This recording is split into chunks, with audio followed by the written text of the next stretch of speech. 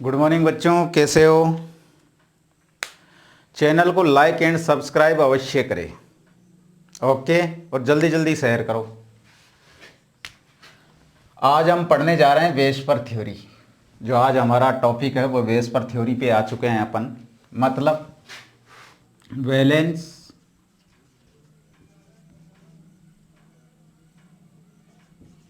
Cell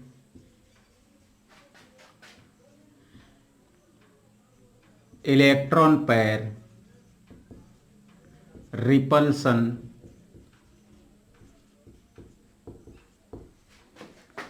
theory. Repulsion theory Hindi में क्या लिखोगे? संयोजकता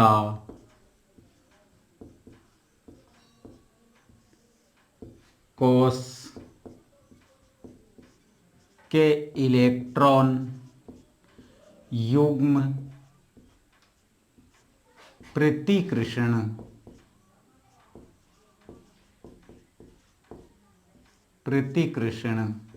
सिद्धांत। तो तैयार हो बच्चों? देखो इधर बेटा, बहुत ही महत्वपूर्ण टॉपिक है, पूरे ध्यान से समझना है। जो भी चीजें हमने पढ़ी है वो सारी यहां काम आएगी, इस बात का अवश्य ध्यान रखो आप। और जब कॉन्सेप्ट क्लियर हो जाता है तो पढ़ने में मजा आने लग जाता है। ओके, तो जो ये सिद्धांत आया था, ये सिद्धांत दिया किसने था? गिलेस्पी एंड नाइहोम ने। तो लिखते जाओ तुम साथ के साथ। गिवन बाई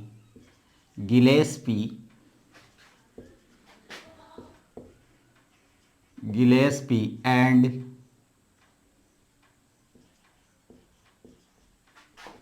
नाई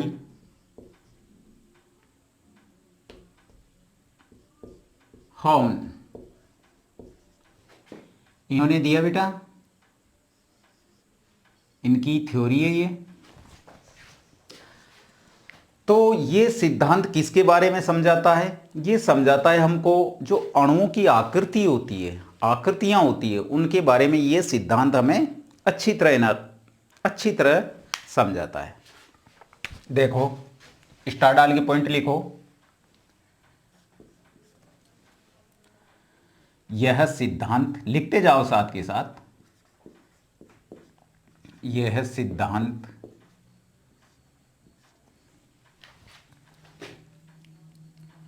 अणुओं की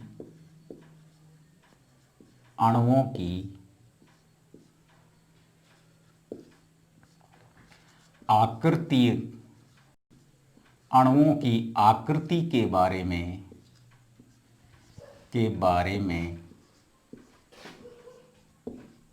समझाता है। ओके, जैसे आकृतियां कैसी होती है उसे देख लेते हैं। जैसे चतुष्क फलकीय मेथेन, आप सब जानते हो कैसी आकृति होती है मेथेन की।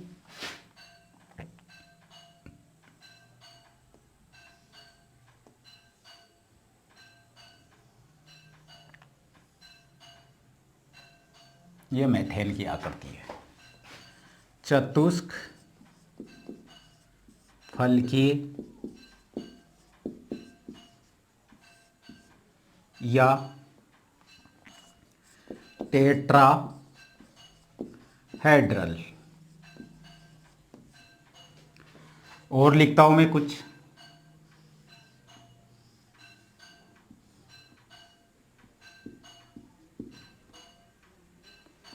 V shape. आगे और देखो,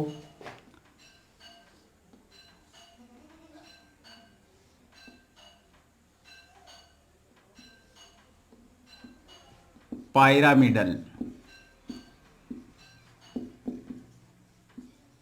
मतलब पिरामिडीय।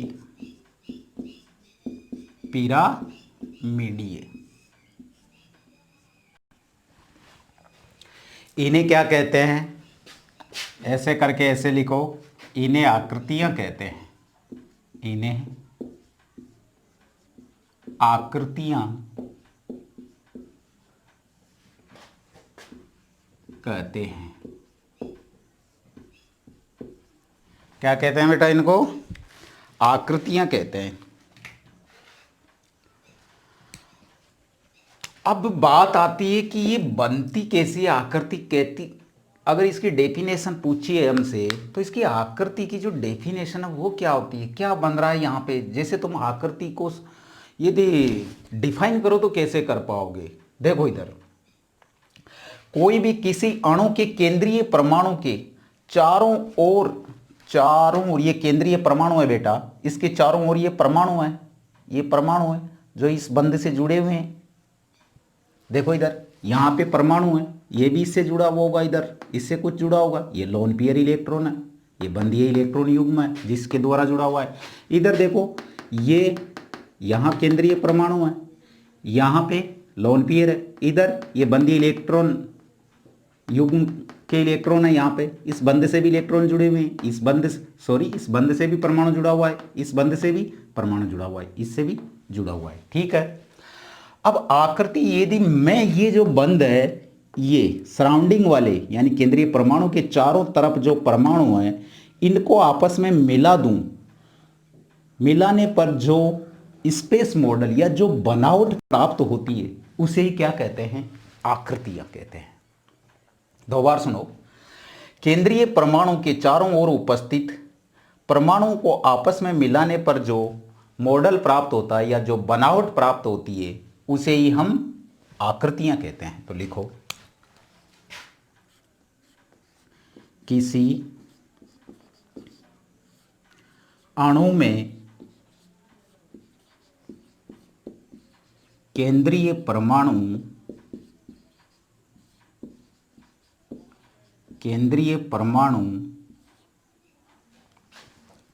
के चारों ओर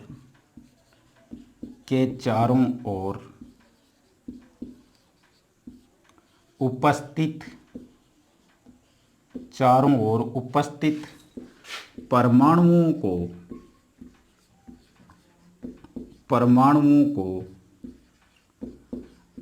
आपस में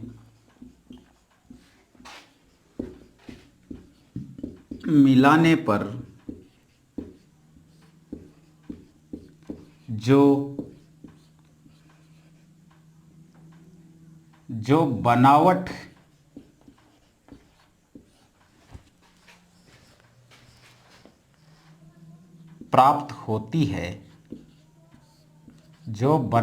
प्राप्त होती है उसे ही आकृति कहते हैं। उसे क्या कहते हैं, आकृति कहते हैं। ओके, तो ये बात हमारे अच्छी तरह समझ में आ गई कि कोई भी कंपाउंड यौगिक हो सकता है, उसके चारों ओर के जो परमाणु हैं उनको आपस में मिलाने से जो स्पेस मॉडल या बनावट जो हमको प्राप्त होती है उसे क्या कहते हैं, उसे आकृतियां कहते हैं। ठीक है, और स्टार लिखो इसमें।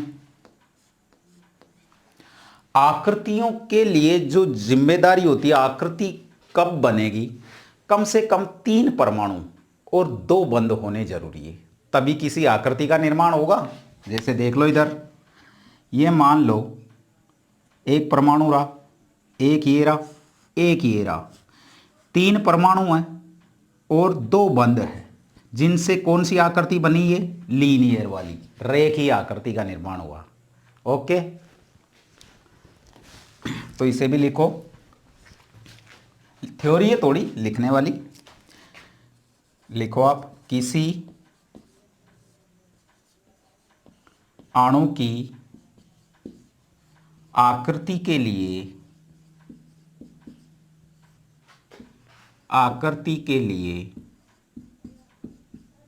कम से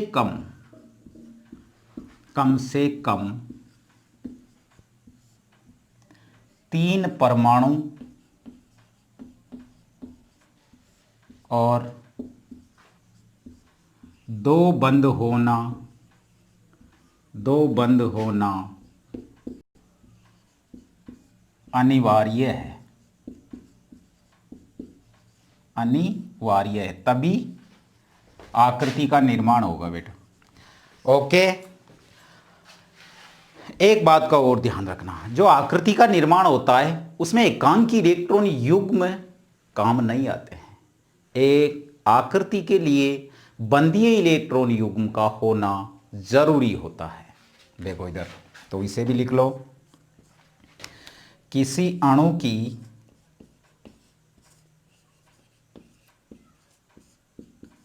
आकृति के लिए, किसी अणु की आकृति के लिए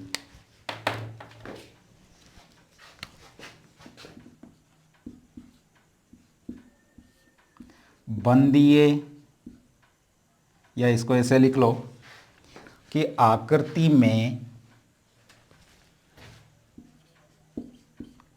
एकांकी इलेक्ट्रॉन युग्म,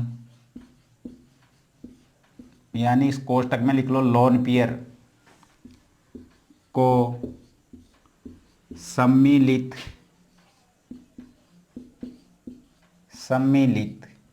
नहीं करते हैं, नहीं करते हैं। ओके, तो पढ़ो बेटा इसे। ये सिद्धांत किसके बारे में समझाता है? अणु की आकृति के बारे में बताता है। किसके बारे में बताता है? अणु की आकृति के बारे में हमको समझाता है।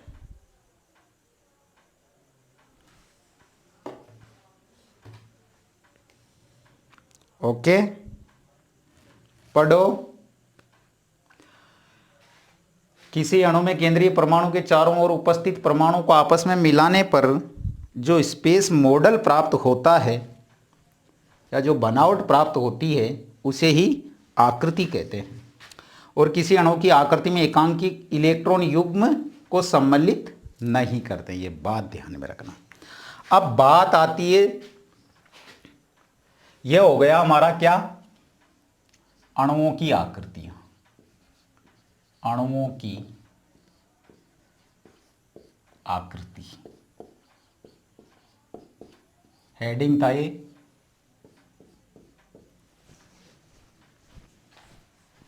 या शेप ऑफ द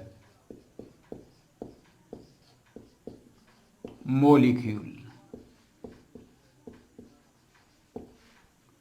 ये हेडिंग था बेटा, इसे ही पढ़ रहे थे अपन। अब आगे आकृति तो हमारे समझ में आ गई। ये तीन बातें ध्यान में रखना है।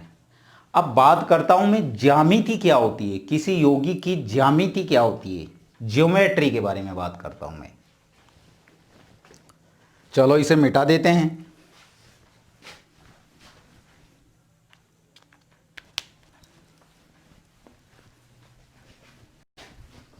उतार लिया होगा सबने।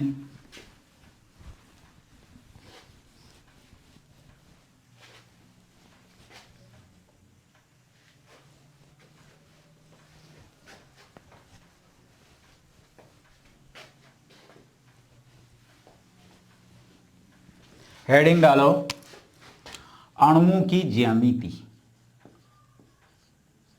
अणुओं की ज्यामिति।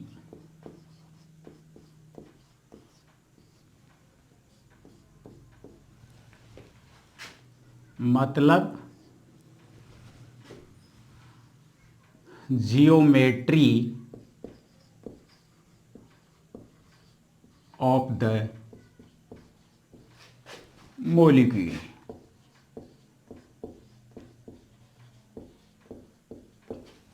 कॉन्सेप्ट है बेटा, समझना बहुत ही जरूरी है। ये ध्यान रखना है, आकृति और ज्यामिति अलग अलग होती है दोनों की। कई केसेज में आगे आएगी, समान भी होती है, दोनों की एक ही होती है। तो ज्यामिति किसे कहते हैं, लिखो इसे भी, लिखते चलो साथ के साथ। किसी अणु में केंद्रीय परमाणु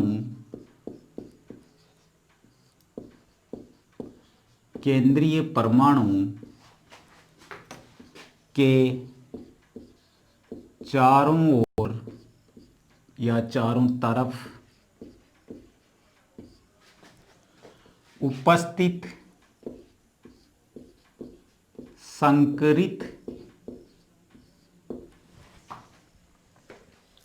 किसी अणु में केंद्रीय परमाणु के चारों तरफ उपस्थित संकरित कक्षकों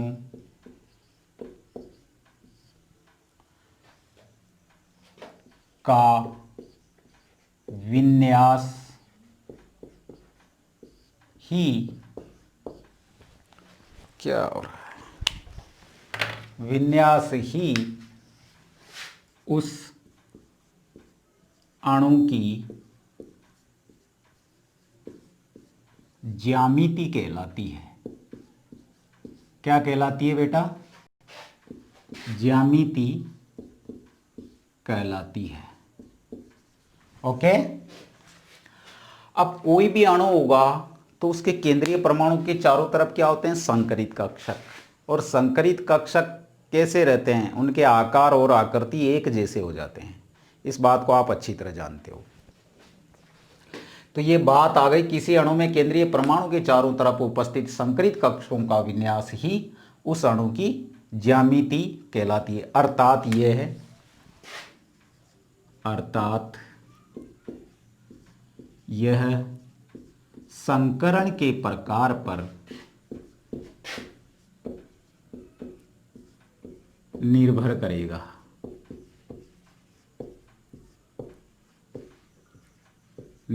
करेगा। ओके। तो देखो बेटा इधर ये लाइन ध्यान रखना। इससे आगे मैं कुछ डाटास देता हूं तुझे, वो लिखो। Important datas.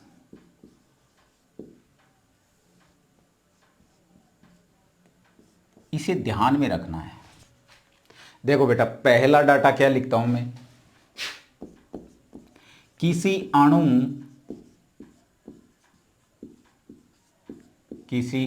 में केंद्रीय परमाणु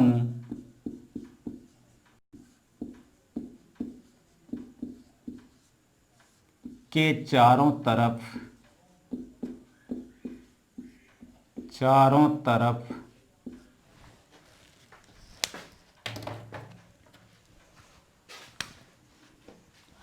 बंधित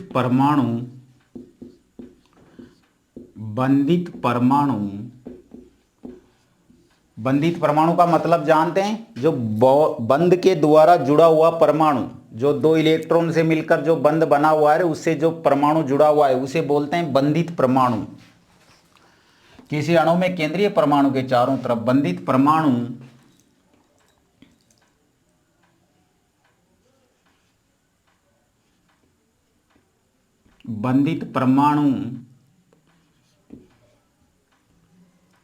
ही उपस्थित हो, अर्थात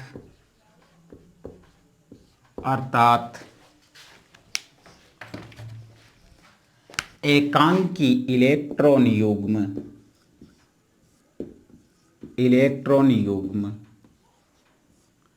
नहीं हो। ये ध्यान रखना है, नहीं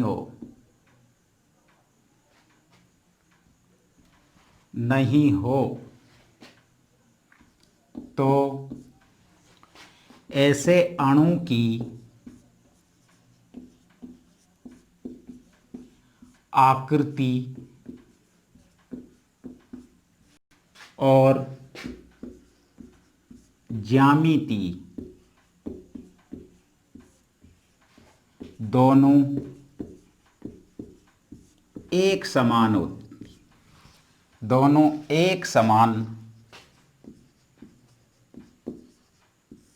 होती है।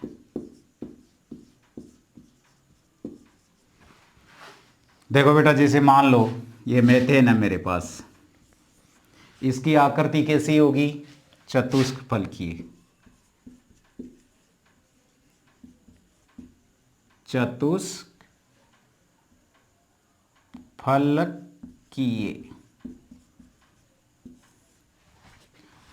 यही इसकी आकृति है, शेप है।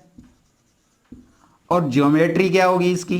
यही होगी, क्योंकि इसके चारों ओर क्या है? ये केवल बंधित परमाणु, केंद्रीय परमाणु के पास क्या नहीं है? लोन पेयर, यानी कि एकांकी इलेक्ट्रॉन युग्म उपस्थित नहीं है। ओके, तो देखो इधर, माना यदि संकरण, इसे लिख सकते हो, यह संकरण पर निर्भर करता है, संकरण पर निर्भर करता है। ओके, माना यदि संकरण एसपी है, तो ज्यामिति, ज्योमेट्री और आकृति क्या होगी? रेखीय।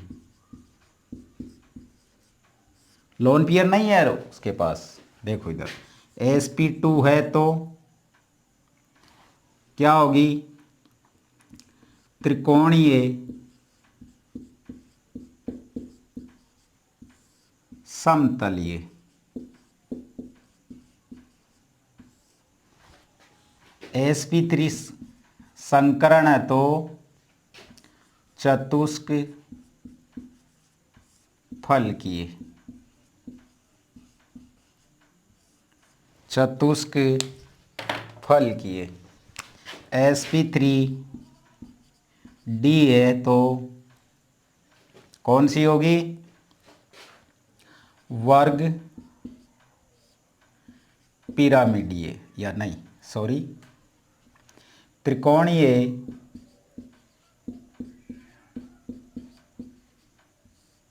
द्वि पिरामिडीय। ओके, यदि sp3 D2 है तो आकृति कैसी होगी? अष्टफलकीय। उतारो साथ के साथ, अष्टफलकीय। और sp3 D3 संकरण हुआ तो आकृति कैसी होगी? पंचभुजीय।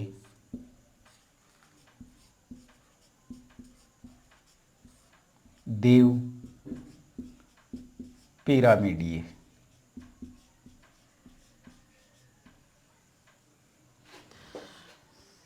ध्यान रहेगा बेटा। इंग्लिश में भी लिख सकते हो लीनियर। ये क्या होती है? Trigonal, planar. और ये कैसी होगी? टेट्राहेड्रल।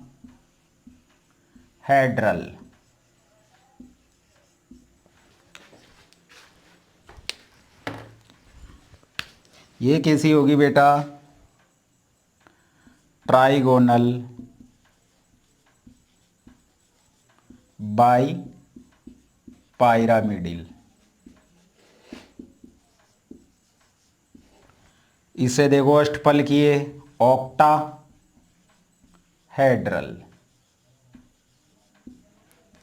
पंचभुजीय द्विपिरामिडी को क्या कहेंगे? पेंटागोनल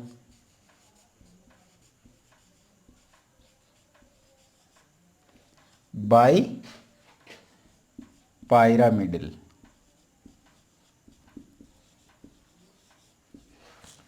तो ये बात आपके समझ में आ गई। अब मैं इससे यूज करूंगा, अभी जो अणु की आकृति दूंगा, संकरण दूंगा आपको, उस संकरण से आपको इनका मान निकालना है। उसके पास कितने बंधीय इलेक्ट्रॉन युग्म है, कितने एकांकी इलेक्ट्रॉन युग्म है, ये सब ढूंढ के बताना है आप। और जो इससे अगला एपिसोड अपना होगा उसमें मैं टोटल आकृतियां, इसे पढ़ना है घर जाके अच्छी तरह। तभी तो आकृतियां आगे जो बनाना सिखाऊंगा वो तुम कभी नहीं भूलोगे फिर। ओके, उतार लिया होगा।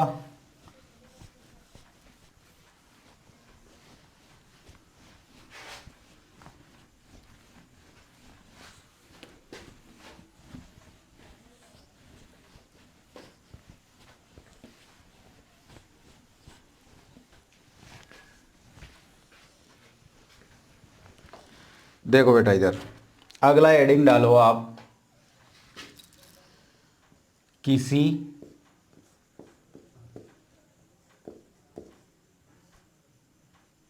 अणु में बंधीय इलेक्ट्रॉन युग्म और एकांकी इलेक्ट्रॉन युग्म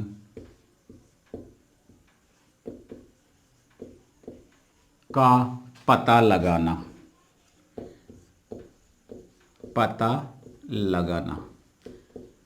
क्या हेडिंग आया हमारे सामने? ये हेडिंग अब आपका खुद को करना है। मैं तुम्हें केवल क्वेश्चंस दूंगा, करना तुमको पड़ेगा। ठीक है, तैयार हो?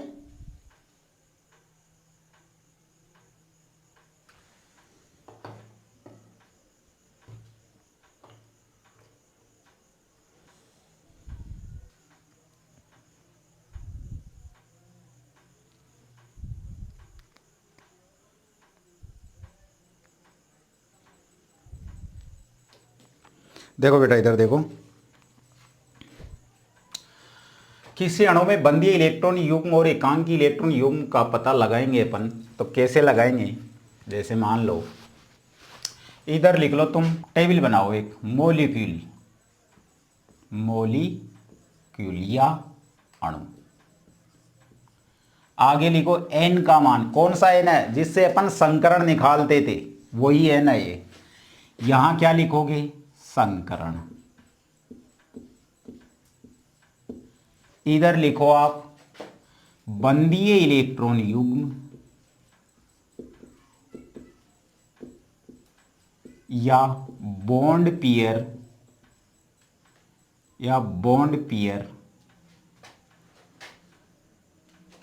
इधर लिखो एकांकी इलेक्ट्रॉन युग्म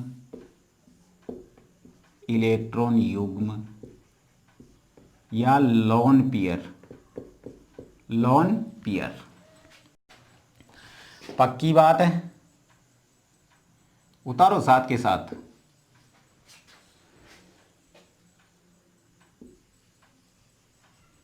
देखो बेटा इधर मान लो मैं अणु ले लेता हूं कोई, और उसका n का मान भी आप बताओगे, उसका संकरण भी आप बताओगे, क्योंकि मैंने संकरण आपको सिखा दिया है।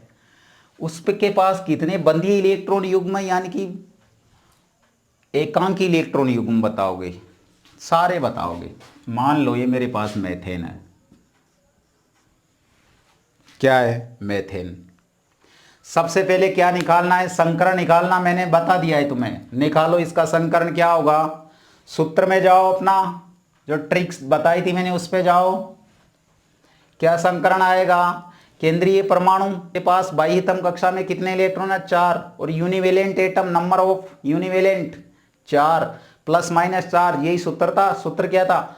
2 बार सुन लो। केंद्रीय परमाणु के बाह्यतम कक्षा में उपस्थित इलेक्ट्रॉन की संख्या प्लस यूनिवेलेंट एटम की संख्या, यानी नंबर ऑफ यूनिवेलेंट, एक संयोजी परमाणु की संख्या, प्लस माइनस, वहां माइनस लगवाया था मैंने, छूट गया था उस वजह से, प्लस माइनस आवेश। ये सूत्र लगाओ। संकरण क्या हुआ? sp3। n का मान कितना आया? हम n का मान भी बताया था कि n बराबर 4 हो तो sp3, ये 4। अब बताओ मुझे इसमें बंधीय इलेक्ट्रॉन युग्म कितने हैं, यानी कि बंधों की संख्या कितने हैं? 4। और एकांकी इलेक्ट्रॉन युग्म मतलब लोन पेयर कितने हैं? 0। ये प्लस लगा दूँ, यहाँ पे भी प्लस लगा दूँ, 0। ये मान लो मेरे पास NH3 है।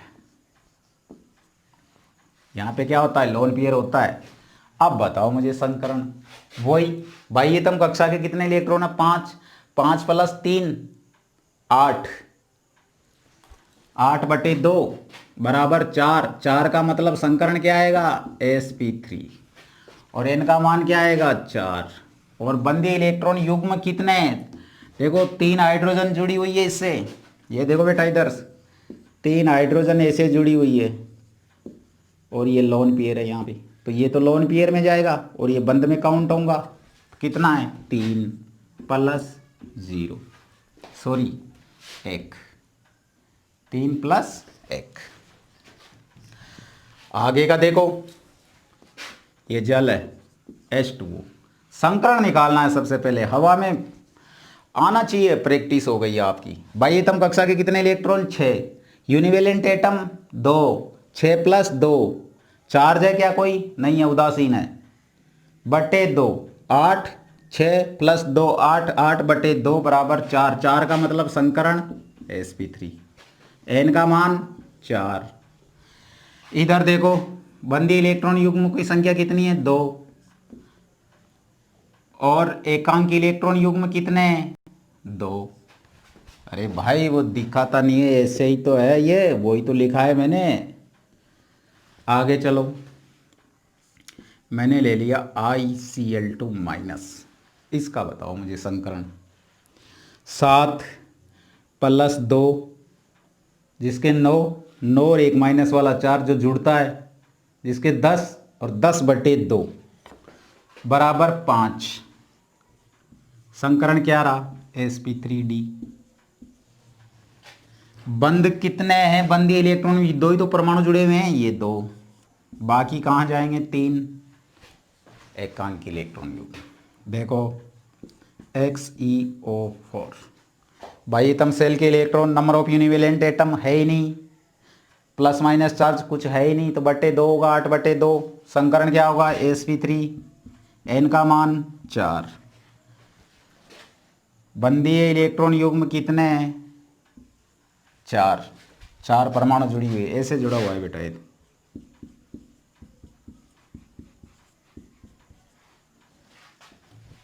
आगे बताएंगे ये सब चीज़ें। आगे लिखो XeO3F2, इसे 3 कर लो। बताओ इसका निकालो, आप निकालो, निकाल लिया होगा,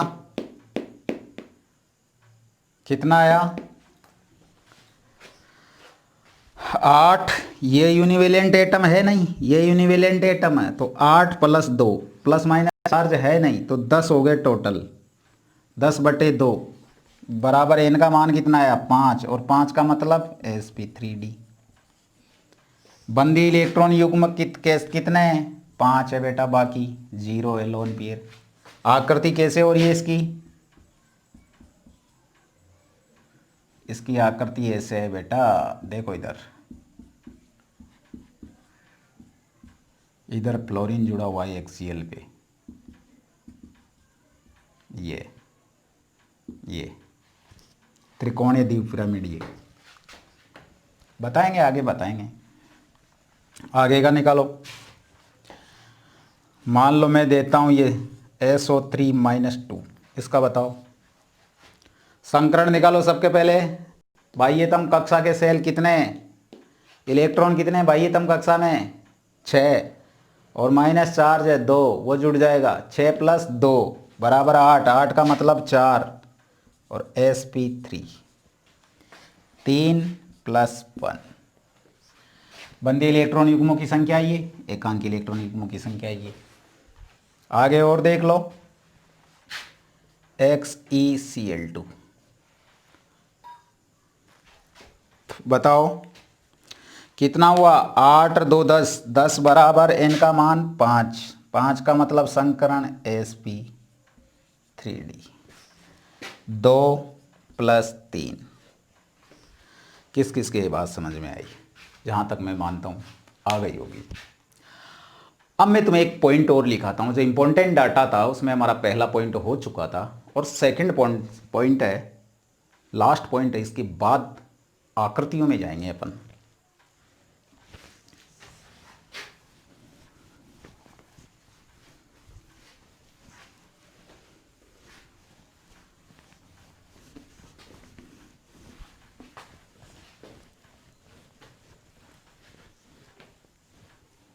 सेकंड पॉइंट लिखो बेटा।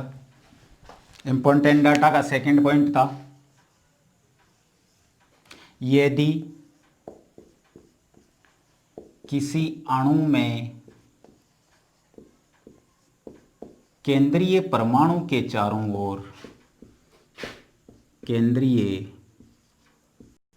परमाणु के चारों ओर बंधीय इलेक्ट्रॉन युग्म, मतलब बंद है, बंधीय इलेक्ट्रॉन युग्म के साथ साथ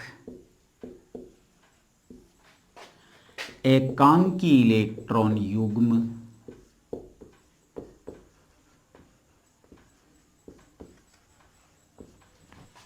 एकांकी इलेक्ट्रॉन युग्म भी उपस्थित होते हैं, तो अणु की आकृति, अणु की आकृति विकृत हो जाती है। अणु की आकृति क्या हो जाती है बेटा? विकृत। क्यों हो रही है? इस लोन पेयर की वजह से विकृत हो रही है, विकृत हो जाती है,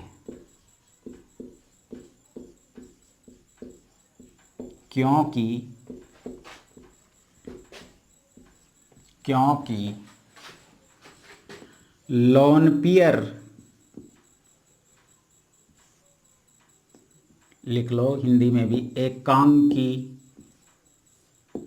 इलेक्ट्रॉन युग्म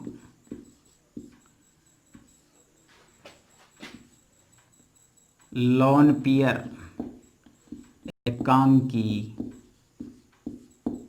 इलेक्ट्रॉन युग्म लोन पेयर और बॉन्ड पेयर, बॉन्ड पेयर और बॉन्ड पेयर, हिंदी में लिख देता हूं मैं, टेंशन ना ले आप। एकांकी इलेक्ट्रॉन युग्म बंधीय इलेक्ट्रॉन युग्म बंधीय इलेक्ट्रॉन युग्म बंधीय इलेक्ट्रॉन युग्म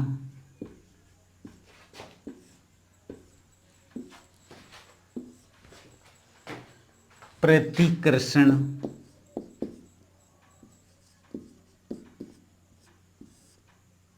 प्रतिकर्षण हो जाता है।